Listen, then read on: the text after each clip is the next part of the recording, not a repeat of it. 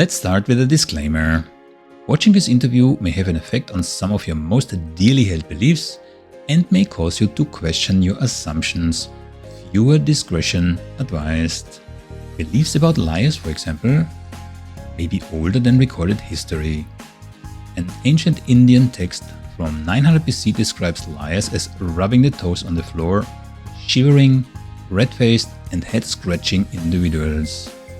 Sigmund Freud had a similar view when he wrote that someone with observational skills may be forgiven to think that nobody can keep a secret and that even when the lips are silent, the fingertips give away the betrayal.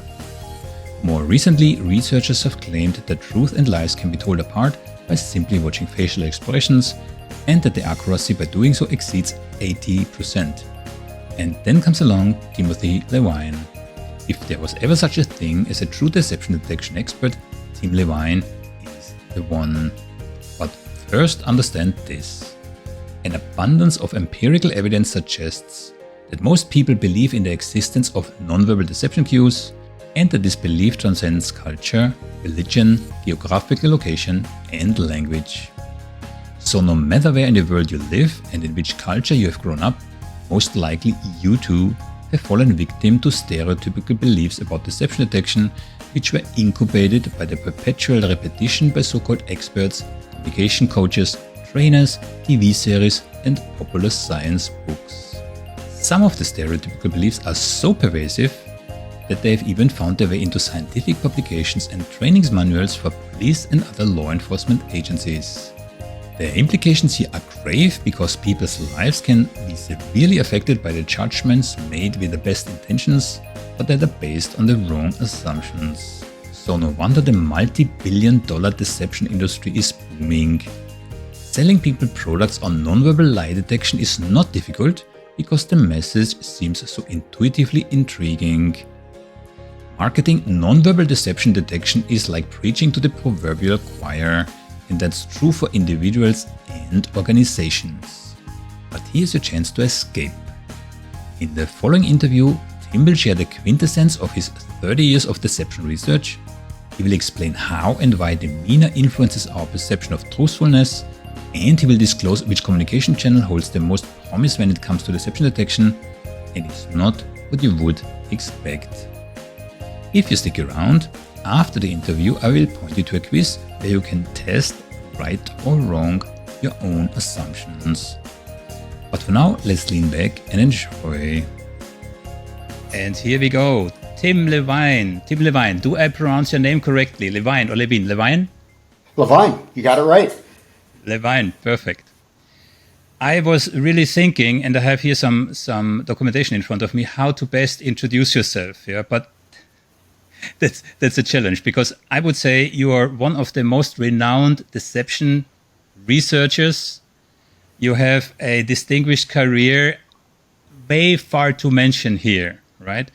And your interests go also over and beyond deception, right? So in a nutshell, how would you categorize yourself?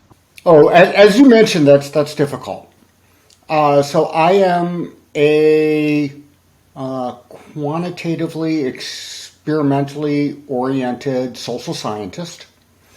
My home academic discipline is communication, but I could pass as a psychologist or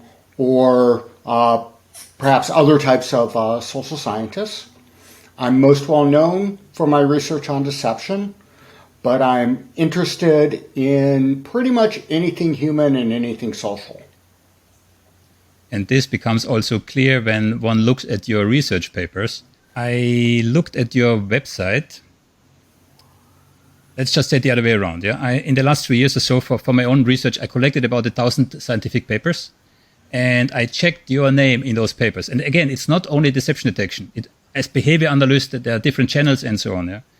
But I have more than 600 quotations in those 1,000 papers of yours. So wow. I'm going to get a big head talking to you. It's, again, as I said already, it's not only about deception detection. It's much broader. Yeah, and I have to say something. And I have a paper here open. Scientific evidence on Q theories in deception research. Yeah, I kept this one open because, I mean, it not only signifies your writing style, which I find really, really interesting, because it's, or should I say this? I can't say it's non-scientific. That's not what I mean. Yeah, but it's engaging. It's not what you expect from a scientific paper. Yeah. And in that specific one, you are shooting sharp with names at so-called experts around the world, which claim certain things in regards to deception detection, which, you know, everyone really studying the field knows are promises that cannot be kept. So maybe that's a good segue into our conversation here. You know, all those misconceptions, and I know there are too many even to mention here, but all those misconceptions, those stereotypical thinking and so on that's going on. So maybe use this as a segue into our conversation. That's a wonderful segue, because that's really what got me interested in deception. I think people might be interested in deception for a number of reasons. Maybe you deceive a lot and you're trying to understand yourself. Maybe you've been victimized by deception and you want to understand that. Maybe you recognize it as an interesting topic and you want to leverage that from a research perspective. You know, if you write on interesting topics, you're going to get more play. But what really attracted me to the area was this idea of misunderstandings. The big criticism of so much of social science is that it is common sense. And it's just pointing out the obvious. And as a antidote to that, a lot of social scientists go after counterintuitive findings. But a lot of those counterintuitive findings have fallen victim to the replication crisis and end up not holding up because, they were implausible to start with, right? But deception is an area where nothing is what it seems. Surprise, surprise, it is deception. Folk wisdom is wrong about it. There's a lot of myths about it. And there is kind of, it seems at least, a reliable set of empirical data that you can get to show what's really going on in it. So it's from the standpoint of somebody who's interested in things social and who's interested in things and has a lot of curiosity, it's just the perfect topic to study, because most things knowledge is more advanced. There's very few topics that got it as wrong as people have gotten deception. Now that, of course, hasn't made me popular with other people who study the topic, who my pointing out these misconceptions sometimes gives off the appearance of being a jerk. I wouldn't use such a strong word, especially if the criticism is so justified. Yeah. It's easy to say if you're not on the other end of that criticism. That's also true. Yeah. But in one thing, and I've heard you speaking a number of times on this topic, there is, it's not a local phenomenon, it's a global phenomenon. Yeah. I have a research paper from a group called the Global Deception Detection Research Team, who made research in 75 different countries, and to only name one, in I think 73% of the population of those 75 countries, the people believe that, let's say, if I can't look you in the eyes, I'm lying. Yeah. Whilst empirically we know that there's absolutely no connection between. Yeah. And there are many more examples. Yeah. Nevertheless, even in police manuals, you still can find stereotypical, incorrect deception cues being propagated, sold, and used by law enforcement. Right? Isn't that remarkable? That's just amazing. I saw you writing about the Reed interrogation technique from John Reed, right? That's the American approach as opposed to the Peace technique in the UK. Like information finding versus coercive. Yeah. But why do you think that is still so much propagated in the US, the Reed methodology? I think sometimes success just builds on success.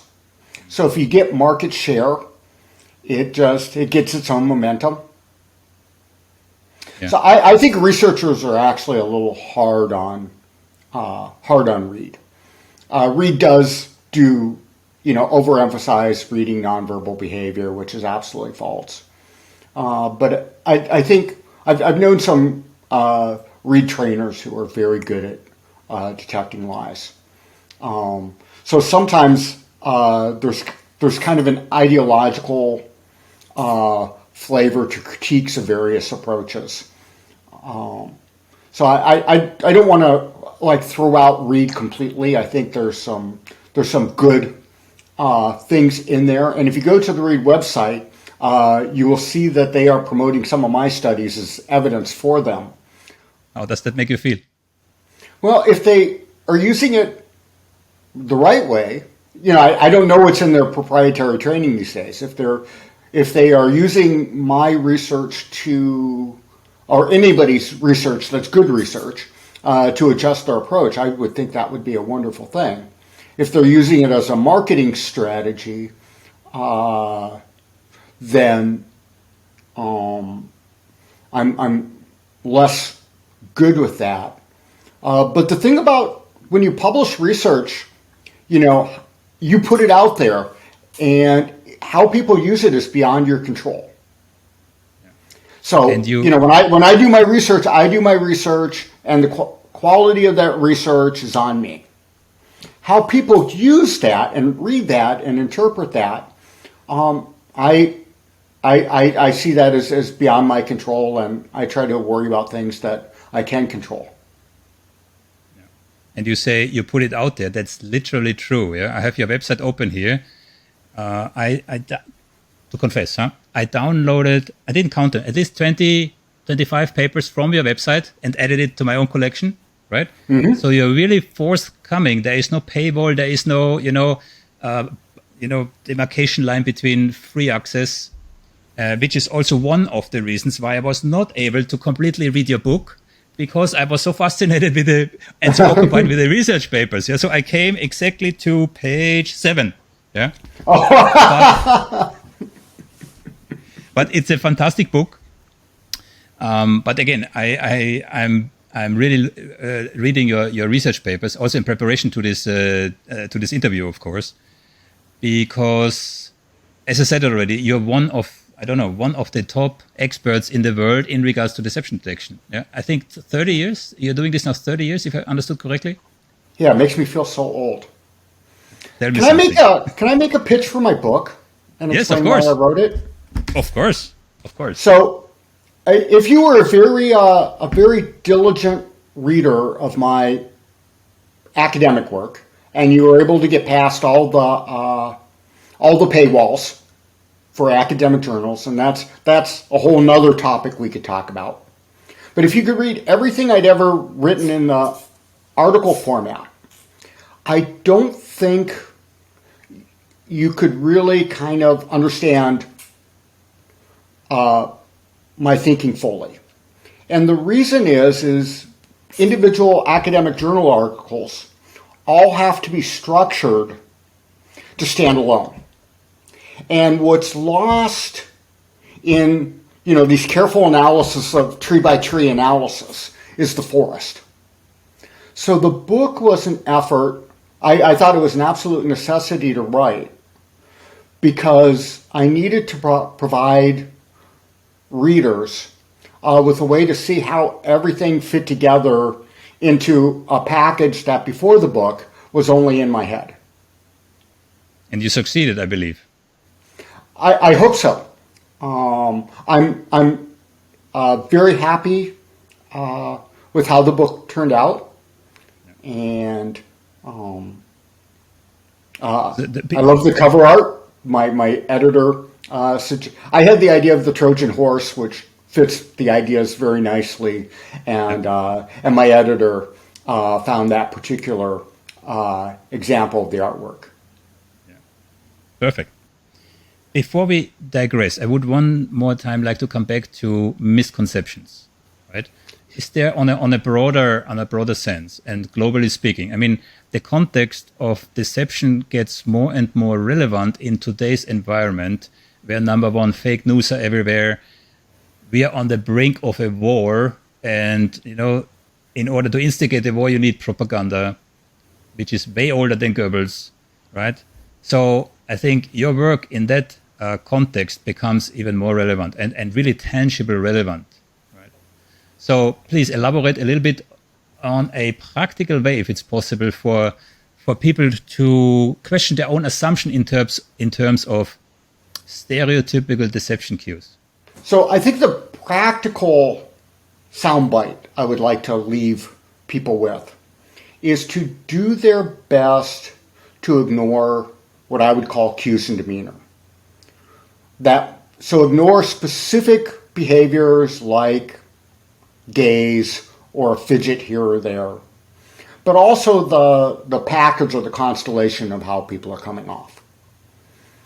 People mistake confident, friendly extroverts for honest, and they mistake indications of social anxiety or perhaps behaviors that we might associate with being on the autism spectrum for dishonesty. So those kind of cues really just aren't diagnostic. Instead, ask yourself 3 questions. First, does truth really matter to me in this circumstance? Is this something of importance where the truth is really important? Do I need to know? And if, it's something that's not important, don't worry about it. We gain so much from communication, and we just can't go around being suspicious and skeptical of everything. It's not healthy. It's not good for our health. It's not good for our relationships. Nobody wants to be around that person that's deep skepticism might be amusing in the short term, but it's not the path to making great friends in the long run. Second, if it is important, listen to what's being said and ask yourself, is this plausible? And is it plausible? Does it fit with what I know? Third, if it's really important, ask yourself, is there a way to independently fact check this? And if the answer is yes, then put in the effort and do your best to fact check it independently. If no, you have to just go by plausibility. And maybe if we could even add a fourth, is that most deception isn't detected in real time. Very often the truth comes out in the long run. So sometimes we don't have evidence, but we just need to wait for evidence to come out and have a little patience. And then we have to be able to revise our thinking accordingly as our knowledge of the situation changes. Yeah, you just made the distinction between, let's say, significant and insignificant, so white lies and impacting lies, right? Where again there is a lot of information out there. Some claiming we are lying or being lied to like 200 times a day, right? That. Again, different numbers. Yeah. So if you include all those white lies that nobody really cares about it, actually it's the other way around, which are actually necessary as social lubricant, right? Those are not the lies that we are really interested in, right? At least, yeah. But there where it's impacting, yeah, it's clear from a plethora. You see, I'm not native English. Plethora of evidence. I mean, you had this already on my accent, huh? So. There where it really counts, people actually do not like to lie, at least not outright, right? Much too risky. Again, coming from business background, there's also my own academic research about managers and negotiators. They try to avoid as much as possible outright lies. They use other techniques, yeah, sometimes very sophisticated, yeah, avoidance, blah blah blah. Yeah. But outright lies. Yeah. But there's a few exceptions. there's a few people out there that lie a great deal, and that generate the vast amount of deceptive content out there. And generally we know who they are, because you can fact check and you can document this, and but that's unusual. But the distribution of lying is not even across the population. Most of what most people say most of the time is basically honest. And even those so-called white lies, I'm not sure those even fit the definition of lying and deception. Because I don't think the point of a lot of those is to fool the other person. So if we have a common definition of deception, like the intent to mislead, that's not the point of those.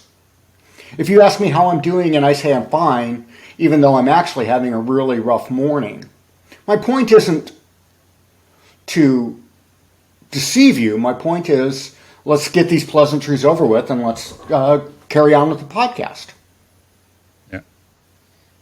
If you just mentioned prolific liars, right? And me living in Europe, looking at US politics, and this is not where I want to go, yeah. But if there would be a list of the top prolific liars, I think we both know which name is on top of that list at the moment, yeah. And I heard or read that this person in his term lied about 20,000 verifiable times, right? But the interesting part is, I think it might be 30,000. Okay, so we're talking about the same person. Very good. Yes. But the interesting part is that apparently truth or lie no longer really matters, right? And that's the scary part here. Everybody knows, so where does that lead us? What can we do if... Please. I'm not willing to accept the premise of that statement, that truth or lie doesn't matter anymore. I'm a very, very strong believer that the truth really, really, really matters. I'm going to fly to Europe in October to give a lecture. I hope the maintenance records on the plane I get on are truthful. I hope the pilot's certification is truthful. Yeah. I hope the documentation the other passengers give when they're boarding the plane is truthful. I think all of this matters a great deal. I think, on the other hand, really there's nothing new under the sun. I think humans have been believing either false or things that they could not prove for as long as humans have been around. I think every human society has had their mythologies. And I think we can look back on previous mythologies and easily recognize them as mythologies. But I suspect if we were in those times and talked to those people, that they accepted them as true. So I tend not to think there's anything information can now spread faster than ever before, to more people than ever before. But I'm not sure that people are any more vulnerable or less vulnerable to it anymore. I think we get exposed to more deception than ever before, probably. But we also probably get exposed to more good information than ever before. There's just so much more information out there. But I'm not willing to say that the truth doesn't matter.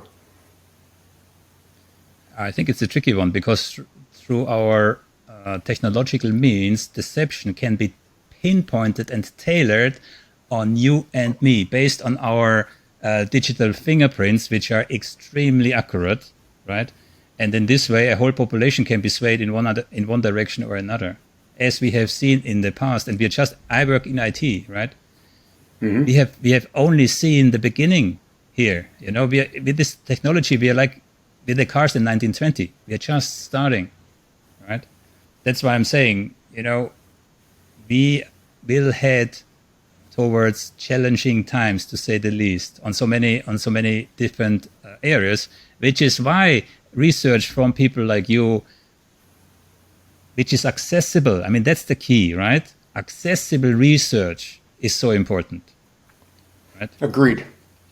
What's your key? That's a big question. Looking back at 30 years, yeah. What's your key discovery for yourself? What's your favorite baby, so to speak? Oh, I have so many. That comes off as arrogant. We will handle truth defaults separately, right? That's a big one. Yeah. So that's my really big idea. Yeah.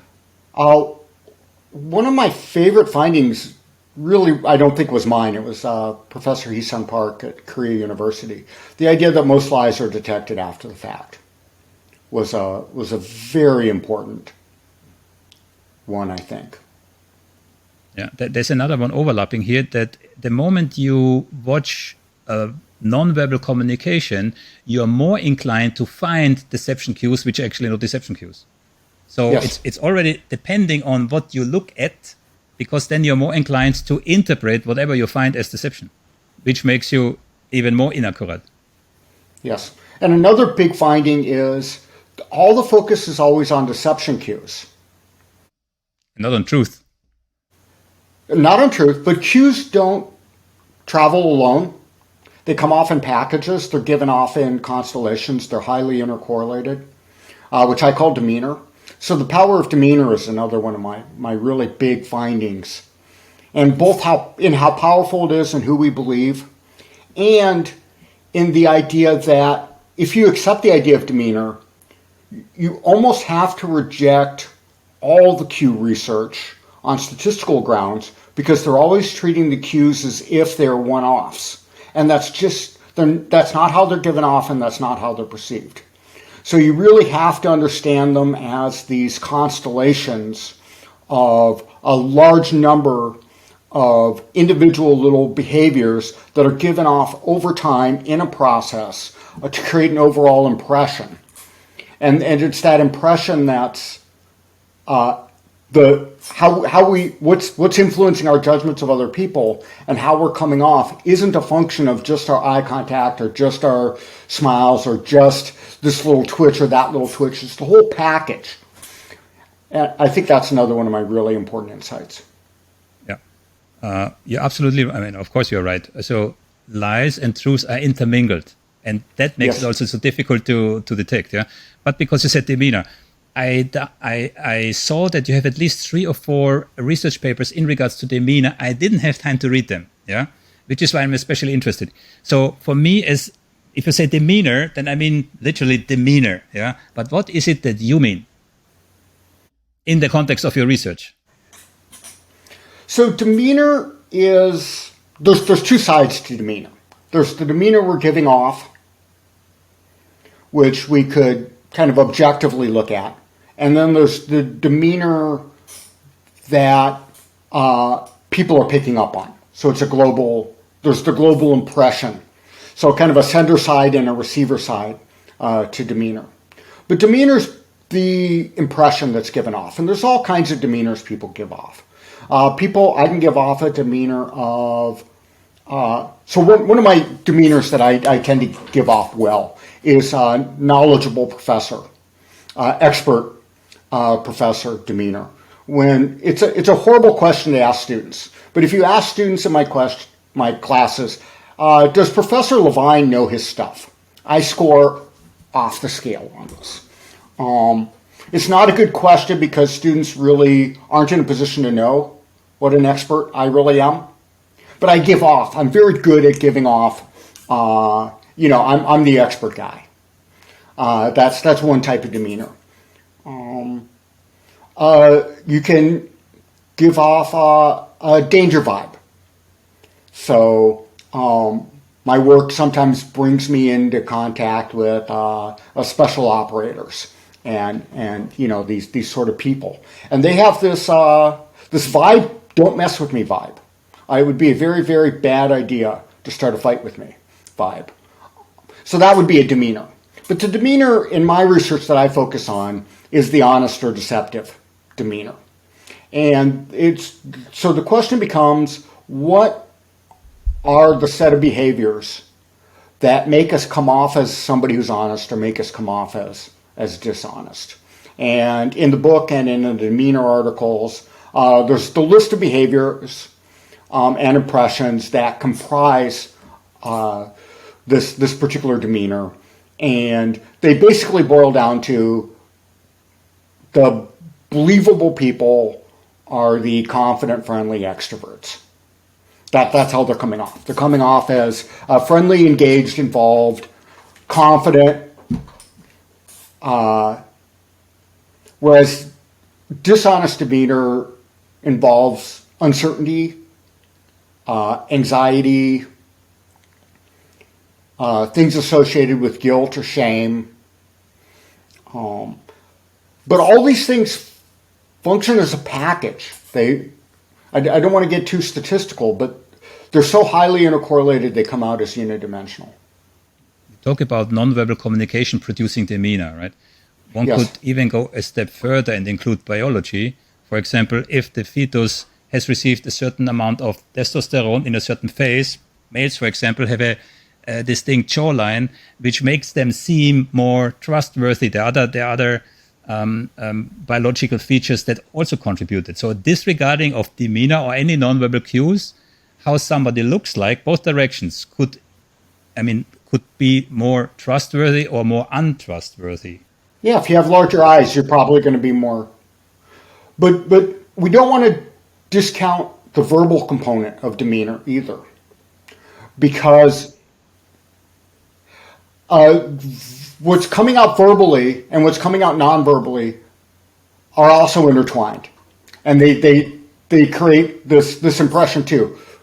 So you can't come off as an honest demeanor if your nonverbal behaviors are saying one thing and your verbal behaviors are saying something else. That's one of the things that makes a dishonest demeanor is discrepancies between channels. If there's not a certain amount of congruency, absolutely. Yeah? Now, to the verbals, right? Let's park it, but let's not forget it. That I'm specifically interested in the linguistic part of it, because I haven't seen so much. Again, I came to page 7, yeah, but I haven't read so much. But that's my specific interest, because I did my own research in regards to linguistics, right? Mm-hmm. But before we go in that direction, I would like to come into the area of truth default. Yeah? But before we do it, did we cover extensive enough the misconception and the stereotypes? Is there anything else you would like to add? Because it's such a big topic, right? It's global. There's a whole... maybe that one, yeah? I'm not sure it was you or Stephen McCornack who had a whole argument, there's $1 billion industry behind, and not only published books, it's also in academic research, right? Getting grants, etc., etc. There's a whole story in the background here which contributes to the proliferation of stereotypes, sometimes to the degree that the authors even know it's incorrect, it's a stereotypes, but still it's being published in order to get some grants from the military or from the armed forces or from the police or whatever. Well, that's certainly an argument I've made and a belief I have. The various militaries and security services want either a technology or a technique, right, where, a private is going to be able to tell in real time if, this enemy combatant is honest or deceptive. Just like the airport security people want something in real time that... So if you promise that, right, one of the best ways to deceive people, of course, is to tell them what you want to hear. And there's a huge market in funding of research for telling the granting agencies what they want to hear, and offering a solution to a too good to be true, obvious solution to a very important problem. The one example that I have on top of my mind is Paul Ekman and his micro-expressions. And I have to say, I am certified by Paul Ekman. So I've spent a significant amount of my time studying micro-expressions. So what's your take on micro-expressions? I am not certified in them. I have not researched them personally. From the research I have read, there's some debate about the extent to which they really exist or not. That aside, the research I've seen, there is no evidence that they are especially useful in distinguishing truthful or deceptive communication. I'm somewhat agnostic about their more general existence and whether they convey secretly held emotions. So I'm willing to entertain that, but as a useful way to detect lies, I think the preponderance of scientific evidence it leans against that right now. I'm fully with you. I just regret it took me 2 years to figure this out. Yeah. This being said, for deception detection, I grant you. Yeah. There is some merit, I would say, in regards to the 7 universal emotions, right? So you might be able to detect emotions, hidden emotions potentially, right? And then you potentially have a mismatch, an incongruency between what is said and what you see, yeah? And I have a specific example which I saw by accident, right? I was living in North Africa for a while and had a number of friends who did not drink alcohol as a matter of principle. And one time by accident, I mentioned alcohol and I saw the micro-expression of contempt. And I tried it a couple of times consciously to see if I sparked this micro expression, because that's what it really was. Yeah, I would say out of 10 times, maybe 2 or 3 times. Yeah, and then I have to be careful not to, want to see something and then seeing it. Right. Yeah, so it might be there sometimes. Yeah, but not often enough to be reliable. That I think it's all about the reliability, right? I think that's a very reasonable take on it. And another argument the science might do is they'd want to videotape this and time it to see if it's really a micro expression or if it's really a little bit longer than that. Because nobody doubts that facial expressions exist. Yeah. And nobody doubts that facial expressions convey emotion. And nobody doubts that people can try to mask facial expressions. The claim of universality is difficult because any claim that's unbounded, is only one culture away, one untested culture away from being disproven. It only takes one human population where those don't work out just that way to disprove it. So that's. I think we want to be a little skeptical, not on empirical beings, but just on logic, on any claims of universality. But that said, I try with my work to go across cultures too. But I'm always waiting for the shoe to drop because you never know that next place you collect data might not work out. Because we know culture is a real thing. Absolutely.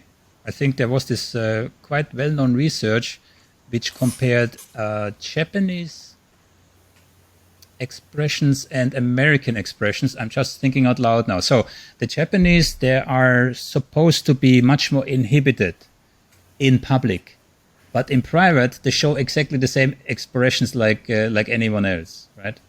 So I think that was the outcome of the study here.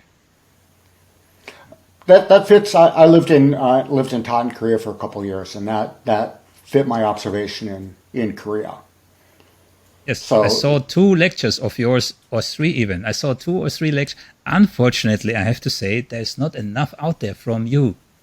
You're not utilizing YouTube much, yeah.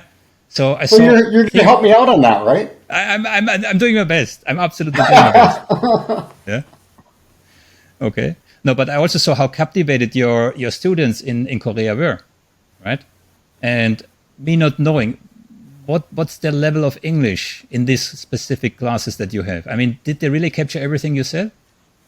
Oh, probably not everything. They all have to be pretty good in English to get into a good university in Korea, and that's actually one of the things that really distinguishes who gets into a good university is language skills, because it's harder to pick up.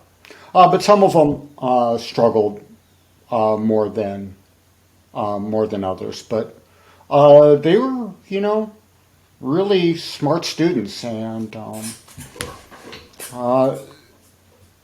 it takes more time. So I would have to, slow down and build in redundancies, but there's strategies to overcoming that problem. Yeah, which makes the recordings of those lectures so suitable for anybody. Right? How long have you been in Korea, and what did you do there in terms of research? So I was there for 2 years. I was a professor at Korea University in Seoul. And during those 2 years, I tried to replicate every one of my deception studies that I had time to do in Korea, just to see if they would. So I used the time to test how well my previous findings from the U.S.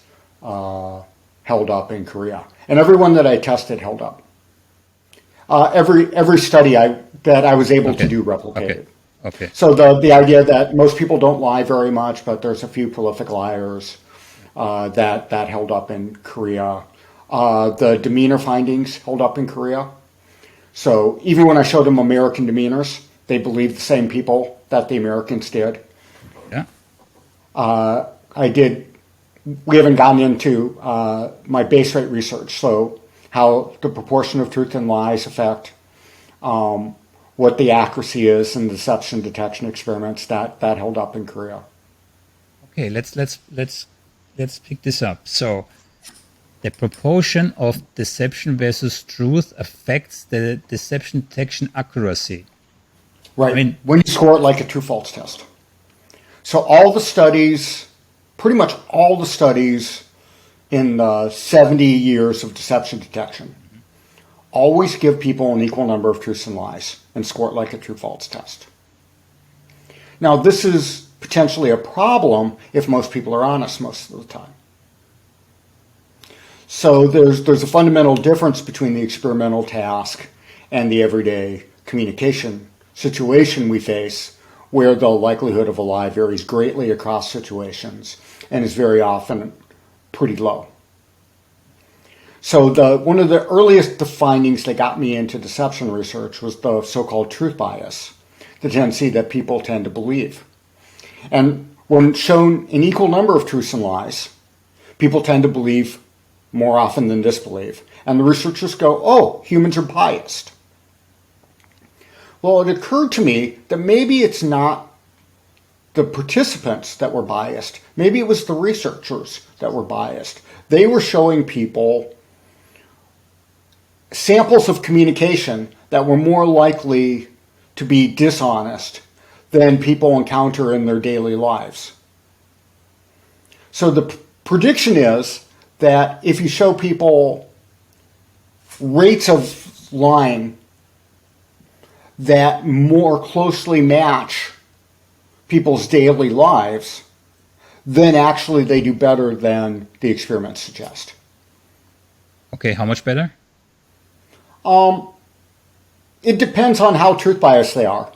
But if let's say we were to break down every utterance of mine in this podcast so far, which would be quite a few. And everything I've told you was, to the best of my knowledge, true and accurate description of my work.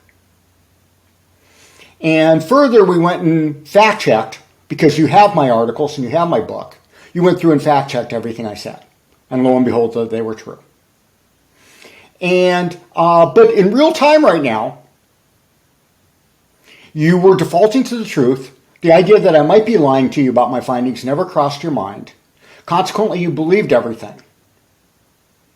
Then if we scored it like a true-false test, you would be right 100% of the time. Yep. So on the upper end, we could be right if we're dealing with honest communication and we're believing it with 100% accuracy. We are in the middle of your truth default theory already, right? Now, yes. Well, that's the basic idea behind the truth default. Yeah. Before we go further, yeah, maybe one last word in regards to general deception detection accuracy, right? Like flipping a coin. Right. Yeah. I think I saw one paper on your website. There's one particular, because it includes law enforcement, judges, lawyers, whatever, yeah? But there's one group, and you did a study with them, and I don't want to preempt your story, so maybe you tell the story. So I have one finding. So the best accuracy I've obtained. In the first study I did, it was with the Reed Train guy. Got 100%. Did 33 out of 33. Right? And then I brought in professional interrogators from the federal government, and they got 98% accuracy. So there are situations in which people can be very good lie detectors. But those situations are very different. So I'm not, the take-home message isn't that all these studies finding 54%, which is the average and the standard. It's not that those are wrong. Those findings are very reliable and hold up under a certain set of circumstances. So if you are judging an equal number of truths and lies, if you know your task is to try to tell the truth and lies, if all you have to go on is demeanor, cues and demeanor, and content doesn't help, and you don't know anything about motives or anything about the larger social situation, then what you find is it's better than a coin flip, that's 54%, but it's not much better than a coin flip. But you change any of those things, and you get a different answer. So if you alter the rate of truth and lies, then the more truth biased, the more accurate people are for truths, and the less accurate they are for lies. And it's very systematic. If you don't tell people it's a lie detection task, then the idea that it's a lie very often doesn't even come to mind. And the honesty of the communication fully determines the accuracy of the outcome. But if you can fact check, so, if when you're interviewing me, you've already read stuff of mine, right? Now you have prior knowledge. Now you can assess what I'm saying in a different light, and you can be much more critical of what I'm saying because you have all this background knowledge. And the more background knowledge you have, the more useful the communication content becomes, because then you can judge what I'm saying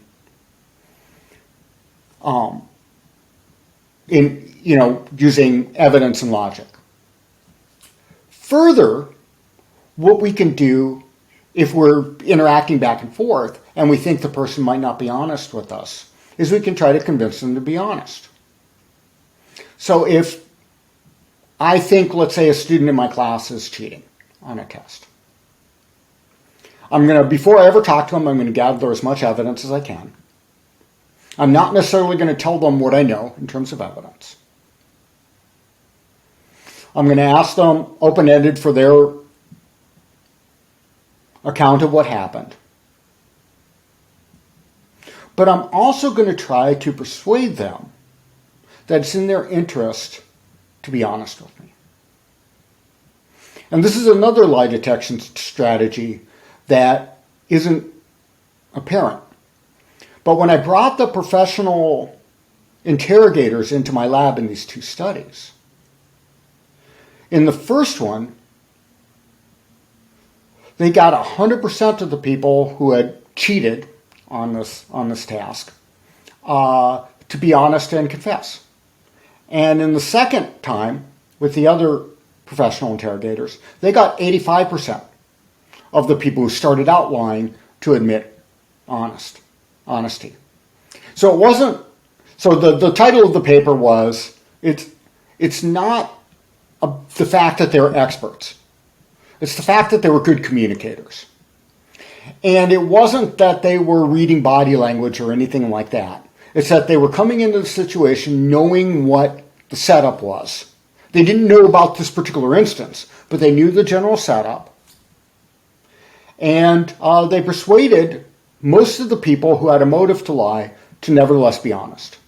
And in those cases where they didn't, they through their questioning, they kind of made it apparent, for the most part, who was lying and who wasn't. That's a bit different, right? So they're not, in the classical sense, spotting deception. They have a process in place, a skill set in place, which leads them in a certain direction over time, right? Yes, absolutely. And that's probably the most promising means of detecting the truth. Information gathering, as opposed to coercive interviewing, right? Yes. Exactly.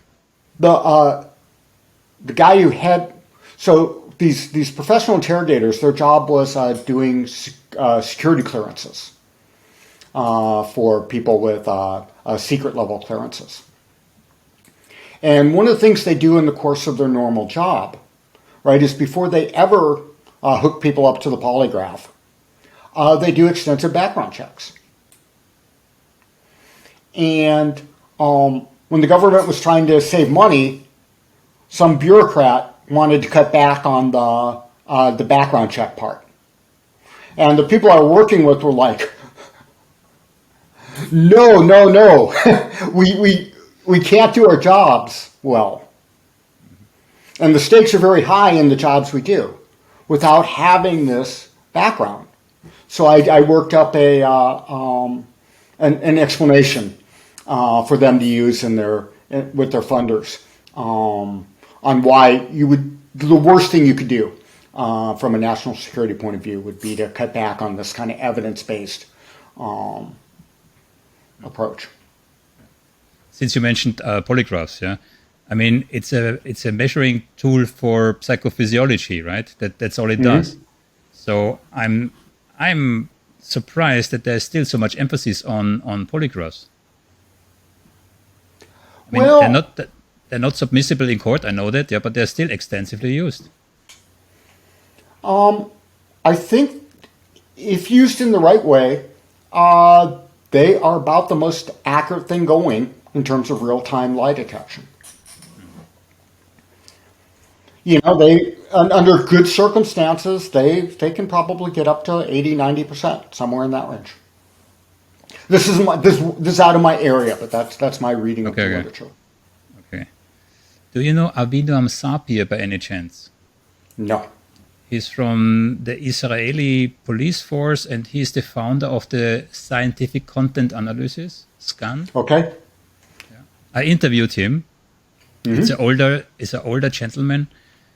I found what he says makes intuitively sense. Yeah, although scientific research on the topic is ambivalent to say the least, but he had a striking argument. He says, I do this now a lifetime, right? And for the research, they took some candidates, trained them for 4 days, and then they based their research on it, right? I have another one, Mark Mcclitch, former FBI special agent. He founded the so-called statement analysis. Also a very modest, kind, knowledgeable individual. Same thing. Yeah, for statement analysis, scientific, evidence is ambivalent, but same thing. Yeah, I looked at the number of those techniques. They are largely overlapping. I looked at them in detail, and some of which I applied in my own academic research. Right. It's tricky, and I'm digressing now from the polygraph, but this is where we started. Because Avinoam Sapir was a polygrapher, and he found that the linguistics or pragmatics changes based on what he believed to be truth and lies, what he saw. This was the basis of his so-called scientific content analysis. Yeah, I'm kind of agnostic on that. I've seen the scientific evidence. It's not especially supportive. I'm sympathetic to the argument that no, it's not really a good way to test it. And you mean not the polygraph, or you mean the scientific content analysis? Particularly the scan, but Yeah. Okay. but there has been a lot of kind of machine learning linguistic Yeah. studies, and which automated text analysis. And my read of that literature is that it's going the way of cues. So all individual studies find support for it, but they don't find the same support across studies. And as you average more and more data, the findings regress to zero. Yes, there is a professor in America, I believe, and I have his name on the tip of my tongue. He studied fake hotel reviews on some of those major sites, and he found that he could detect up to 90% of the fake reviews under one condition: if the person who wrote it actually was on the site, right? And there's another one. I forgot it now. Yeah, but machine learning is definitely catching up. But again, the challenge here is context. You can say exactly the same thing in a different context, or even your intonation for one specific word is different, and the whole sentence means something else. So this is where and we in my company we apply machine learning and artificial intelligence for techniques that help us in that respect. Yeah, it's the challenging. Real key, the real key in that, and I'm sure you're familiar with it, but listeners may not, is the idea of cross-validation. So what you want to do is you want to take your algorithm derived on one data set and apply it in a new data set, or even in a new context or a new group of people, and see how well it holds up without dating fitting. And most of the strongly supportive evidence does not have the sort of cross-validation that I would want to see. Exactly. It's extremely context sensitive. Absolutely. Yeah. Hey, I would like to tell you a story in regards to truth default. Yeah. And you have to keep in mind that this story occurred last year, where I was in the midst of writing my thesis, studying your papers. Yeah. Many of your papers. So we had a management meeting. We are sitting on a table. I don't know, 10 managers on each side. I was the last one coming. I was sitting on the head here, and people drank already a little bit, not too much, just a little bit, and they started to tell. The gentleman to the left here started to tell an absolutely, in retrospect, unbelievable story. Yeah. The trick was 2 others were in. Yeah, also 2 senior executives, so my own company were in. Apparently, they pulled this trick already a couple of times in another group. Yeah, I don't even dare to tell what they told you, but I observed my own thoughts, being aware of truth bias, being aware of credibility, looking how did all these kind of things. Yeah, in my own mind, it took me way too long to realize this cannot be true. I mean, there was no doubt. It cannot be true, yeah? But it took me incredibly long, despite all my readings, despite all my involvement there, yeah? So the power of the truth default, of your truth default theory, and the interesting thing is, once the coin fell in my mind, I was right with you. I mean, literally, I was thinking about you and truth default. I fell for it. I absolutely 100% fell for it, yeah? But that demonstrated to myself how powerful this bias in us is, even in the light of evidence that, glaringly stares us in the face. So that's not some vague, theoretical, it shall happen to others, but not to me. Watch out. This thing is extremely powerful. There's some good stories about it in the book that are like that. I'm looking forward to it. But in your own words, maybe for listeners who are not familiar with truth default. So truth default is the idea that people might be deceiving us just most often does not come to mind. It's not that it can't, but there has to be something to trigger skepticism. So maybe it's thoughts of me and the idea that triggered it. or maybe there's some point where it just gets too outlandish, or there's just too many inconsistencies in it, or maybe it's information you don't want to believe, and that triggers it. But there has to be something to trigger skepticism. But our natural tendency is to believe. And believe almost at all costs. Yeah, and completely uncritically. Yeah. I think there was a research paper done by Bella De Paolo, to whom I have reached out. And she was actually kind enough to respond to me, but she told me she's no longer interested in deception detection. She is now researching single life. Yes, I don't know what I sent her a signed copy of my book, and she sent me, in true Bella fashion, she sent me back a nice note saying, "Thank you very much for the book, but I'm not interested in this stuff anymore." Yeah, she told me basically the same. Yeah. But I think Bella's a wonderful person. I read a research. I believe it's from her, but feel free to correct me if I'm wrong. So she said, actually, we are much better in detecting deception. We only don't make this last leap in our mind to really see deception as deception, something like that. Yeah. So there may rise some degree of suspicion, but we don't go this little extra step, like I did not do with this story that I told you, to really say this is deception. I believe that came from her. It did, and I have a paper arguing against that. And the reasoning will get us way too technical. Okay. But yes, there's that paper spawned a whole kind of idea that we subconsciously detect deception, which is a very opposite view from the truth to fault view. Not necessarily. Again, I'm just thinking out loud. So we have, I cannot say we have different brains, which is absolutely not true. But according to Daniel Kahneman, for example, we have a fast part of our brain, a slow part of our brain.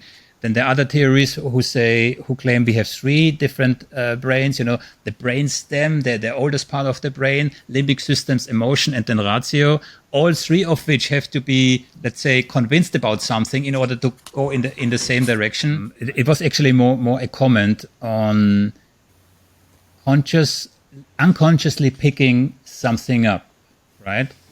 Again, I'm not a scientist. Yeah, I'm very happy. I have my master's now. I finished this last year. I have a thesis. Yeah, that's about it. Yeah, but I could imagine that there is something that evades our conscious awareness, right? So I find it very intriguing, the thought that you and me communicating with our neocortex, right? Right. And that whilst we are doing so, the limbic system sends out signals, and they can be non-verbal ones, they can be verbal ones, they can be very tiny, where our limbic systems kind of have a parallel, conversation. Yeah? And the argument I heard for that was, you can have a conversation with somebody and the person is really friendly, and you turn around, go away with the feeling, something, yeah? So whilst the communication on the cognitive level was perfect, yeah, you picked something up, yeah. So that would be my maybe naive view on. So here's the experiment I've long wanted to do, okay. And it's expensive because it requires fMRI, a brain scan. Okay. But I want to put people in the brain scan and have them watch Truths and Lies by people with honest and deceptive demeanors. So we've got four types of people. We've got the honest people who are coming off as honest, the deceptive people who are coming off as deceptive, and then the two mismatched people. So it seems to me that the stimulus is going to affect brain activity in the other person. So what you're seeing on the videotape is going to affect your brain activation, whether you're conscious of it or not. The question is what's activating that? Is it the difference between truth and lie, or is it the demeanors you're picking up on? And I suspect it's not the truth or lie, but it's the behavioral signals that you're picking up on. And if I'm right about cues not being diagnostic, then those aren't going to be diagnostic in the brain, conscious or otherwise. Because the problem is on the signal end and not on the reception end. And that's a core idea in truth-to-fault theory. The problem is on the signal end and not on the receiver's end. I always thought the receiver is the authority because the receiver interprets all the data that the sender sends out. Yes, but if there's no signal, right, conscious or not, the receiver can't be picking up the lack of a signal.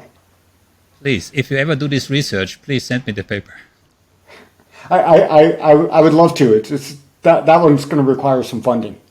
Yeah. Okay. Last topic: linguistics. Also, verbal deception detection. Again, I'm always a bit.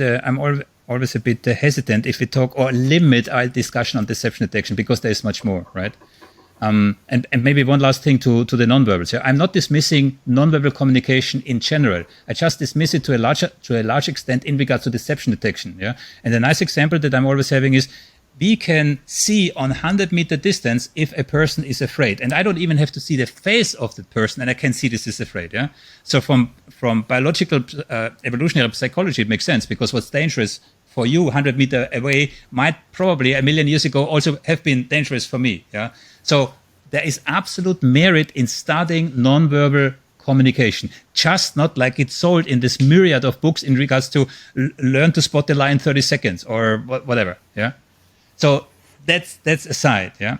And now we come into linguistics, and that's the field. I did my own academic research. I was fortunate enough. I had 30 senior executives of one of the largest companies in the world participating in my research. And I looked at something that's actually not there. I looked at acts of omissions, linguistic pragmatic indicators of acts of omissions. And what I found was I grouped 6 or 7 different definitions of avoidance into a bucket, and I studied them. And this is what I found: avoidance, not outright lies, avoidance. Yeah. But enough from me. So other than that, I'm really, really, really interested in linguistics, and I have interviewed a couple of people. I said already, Avino Sapia, Mcclitch, others from the FBI, from CID, from the US Army, and interrogators, using partly these kind of techniques. Yeah. So from your point of view, and again, I don't know if you did research in regards to verbal deception detection, etc., etc. Is that something that... Well, I think most deception is verbal.